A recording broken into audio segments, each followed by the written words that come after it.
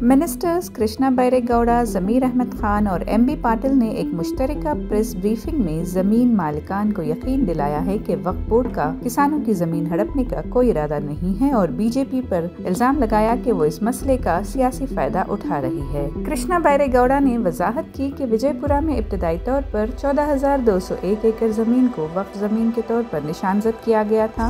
वक्त के साथ 11,835 एकड़ किसानों को लैंड रिफॉर्म्स एक्ट के तहत दे दी गई और 1,459 एकड़ इनाम अबॉलिशन एक्ट के तहत मुख्तस की गई, जिसके नतीजे में सिर्फ 773 एकड़ जमीन ही वक्फ कंट्रोल में बाकी रह गई है। होनावाड़ा गांव में सिर्फ 11 एकड़ वक्फ प्रॉपर्टी के तौर पर दर्जाबंद है और किसानों को कोई बेदखली के नोटिस जारी नहीं किए गए हैं। उन्होंने मजीद वजाहत की कि 1974 में होनावाड़ा की गलती को 1977 में दुरुस्त कर दिया गया था। ताहम उन्होंने इंडी तहसील में हालिया प्रोसीजरल गलती को तस्लीम किया, जहां 41 जमीनों को बगैर पेशगी नोटिस के अपडेट किया गया। लिहाजा किसान 1974 से पहले के रिकॉर्ड असिस्टेंट कमिश्नर के सामने पेश कर सकते हैं। 73-74 ಇಸ್ವಿಯಲ್ಲಿ ನೋಟಿಫಿಕೇಶನ್ ಆಗಿರೋದು 14,201 ಎಕರೆ 32 ಗುಂಟೆ. ಎರಡನೇದು ಇವತ್ತು ವಕ್ಫ್ ಬೋರ್ಡ್ ಪೊಸೆಷನ್ ಅಲ್ಲಿ ಇರೋದು 773 ಎಕರೆ ಮಾತ್ರ. 773 ಎಕರೆ. ಅಲ್ಲಿಗೆ ಬ್ಯಾಲೆನ್ಸ್ ಉಳಿಯೋದು 13,428 ಎಕರೆ 32 ಗುಂಟೆ. ವಕ್ಫ್ ಬೋರ್ಡ್ಗೆ ನೋಟಿಫಿಕೇಶನ್ ಆಗಿದ್ರೂ ಕೂಡ ಅವ್ರಿಗೆ ಇದು ಪೊಸೆಷನ್ಗೆ ಬಂದಿಲ್ಲ. ಆ 13,428 ಎಕರೆ ಒಳಗಡೆ 12,083 ಎಕರೆ 17 ಗುಂಟೆ ಇನಾಮ್ ಅಬಾಲಿಷನ್ ಆಕ್ಟ್ ಅಲ್ಲಿ ಲ್ಯಾಂಡ್ ರಿಫಾರ್ಮ್ಸ್ ಅಲ್ಲಿ ರೈತರಿಗೆ ಮಂಜೂರಾಗಿದೆ. ಈ 12,083 ಎಕರೆಯನ್ನ ಯಾವುದು ರೈತರಿಗೆ ಮಂಜೂರಾಗಿದೆ ಇದನ್ನ ವಾಪಸ್ ಪಡೆಯುವಂತ ಪ್ರಶ್ನೆ ಇಲ್ಲ. ಆ ರೀತಿ ಎಲ್ಲೂ ಕೂಡ ಯಾರು ಸೂಚನೆನೂ ಕೊಟ್ಟಿಲ್ಲ, ಯಾರು ಆಲೋಚನೆನೂ ಮಾಡಿಲ್ಲ, ಅದಕ್ಕೆ ನೋಟಿಸ್ ಕೂಡ ಕೊಟ್ಟಿಲ್ಲ. ಕ್ಲಿಯರ್ ಅಂತ ನಾನು ಅನ್ಕೊಳ್ತೇನೆ. ಸೊ ಬ್ಯಾಲೆನ್ಸ್ ಉಳಿಯೋದು 1,345 ಎಕರೆ 15 ಗುಂಟೆ. ಐ ರಿಪೀಟ್, 1,345 ಎಕರೆ 15 ಗುಂಟೆ. ಇದು ರೈತರಿಗೆ ಮಂಜೂರಾಗಿಲ್ಲ. ಯಾವುದು ರೈತರಿಗೆ ಮಂಜೂರು ಆಗಿಲ್ಲ ಅದನ್ನ ನಮ್ಮ ಹೆಸರಿಗೆ ಮಾಡಿಕೊಡಿ ಅಂತ ವಕ್ಫ್ ಅವರು ಕೇಳಿದ್ದಾರೆ. ಕ್ಲಿಯರ್. ಆಮೇಲೆ ಈ 1,345 ಎಕರೆಯಲ್ಲಿ ಒಂದು 26 ಎಕರೆಗೆ ಸಂಬಂಧಪಟ್ಟ ಹಾಗೆ ಸಿವಿಲ್ ಕೋರ್ಟ್ ಅಲ್ಲಿ ಕೇಸ್ ನಡೀತಾ ಇದೆ. ಸೊ 26 ಎಕರೆ ಬಿಟ್ರೆ ಉಳಿಯೋದು 1,319 ಎಕರೆ. ಇದು ಯಾರಿಗೂ ಕೂಡ ಮಂಜೂರಾಗಿಲ್ಲ. ಆ ಮಂಜೂರು ಆಗದೆ ಇರೋದನ್ನಾದ್ರೂ ನಮ್ಗೆ ಕೊಡಿ ಅಂತ ವಕ್ಫ್ ಅವರು ಕೇಳಿದ್ದಾರೆ. ಮುಸ್ಲಿಂ ಪ್ರಾಪರ್ಟೀಸ್ ಅವೆಲ್ಲಾನು ಕೂಡ ಯಾರ ವಶದಲ್ಲಿದೆ? ಬಹುತೇಕ ಯಾವ್ದಾದ್ರೂ ಒಂದೋ ಎರಡೋ ಎಕ್ಸೆಪ್ಷನ್ ಇರಬಹುದು ಬಿಟ್ರೆ ಅವು ಇಲ್ಲ ದರ್ಗಾ ಇದೆ, ಇಲ್ಲ ಕಬರ್ಸ್ತಾನ್ ಇದೆ, ಇಲ್ಲ ಈದ್ಗಾ ಮೈದಾನ ಇದೆ, ಎಲ್ಲಾ ಮುಸ್ಲಿಂ ಮುತ್ತವಲ್ಲಿಗಳ ಹತ್ರ ಹೆಸರಿನಲ್ಲಿ ಇದೆ.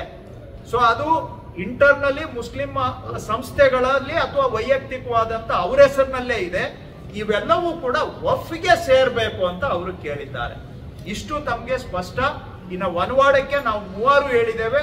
ವನವಾಡದಲ್ಲಿ 1,200 ಎಕರೆ ತಗೊಳಕ್ ಹೊರಟಿದ್ದಾರೆ ಅನ್ನೋದು ಅದಕ್ಕಿಂತ ಬ್ರಹ್ಮಾಂಡ ಸುಳ್ಳು ಮತ್ತೊಂದು ಇರ್ಲಿಕ್ಕೆ ಸಾಧ್ಯ ಇಲ್ಲ.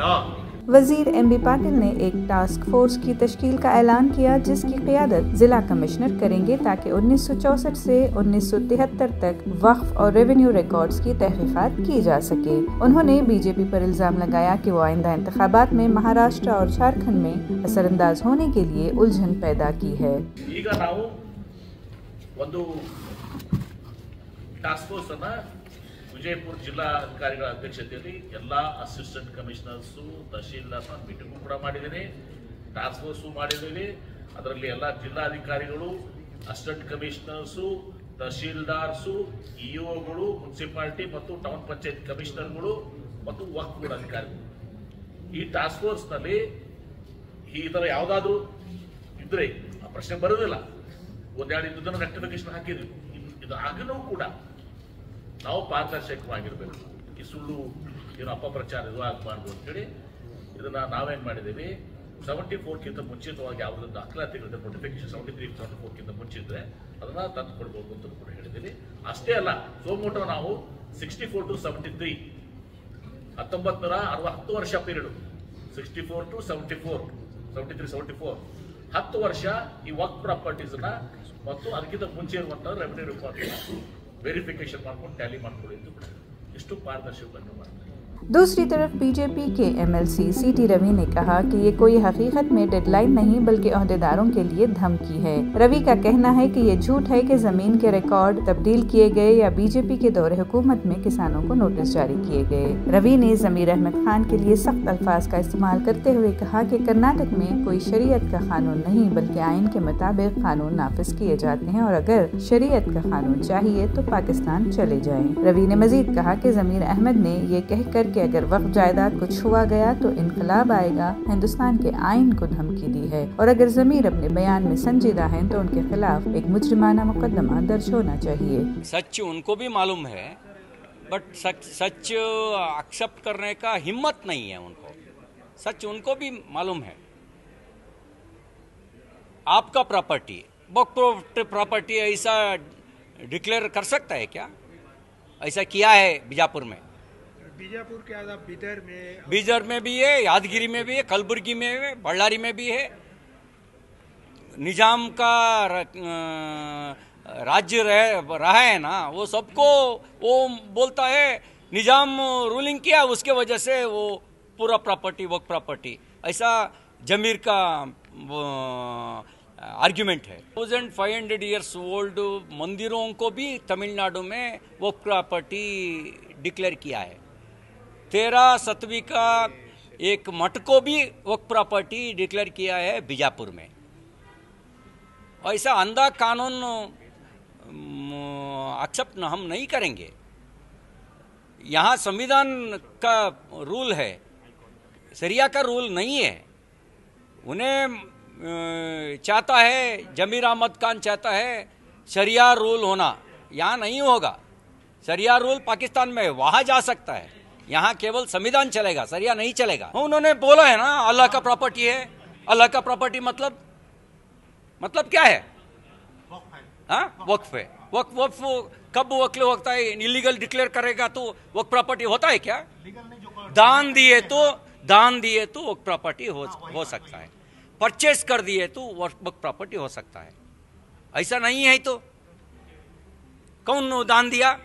अभी मठ का प्रॉपर्टी को डिक्लेयर किया है, कौन दान दिया? मंदिरों का प्रॉपर्टी डिक्लेयर किया है ना वक्फ प्रॉपर्टी, कौन दान दिया? मंदिरों का दान दिया है क्या? मंदिर अल्लाह का अस्थि प्रॉपर्टी होता है क्या? हाँ, दाखले है क्या? भारत में अन्याय नहीं चलेगा, भारत में शरिया नहीं चलेगा, भारत में केवल संविधान चलेगा।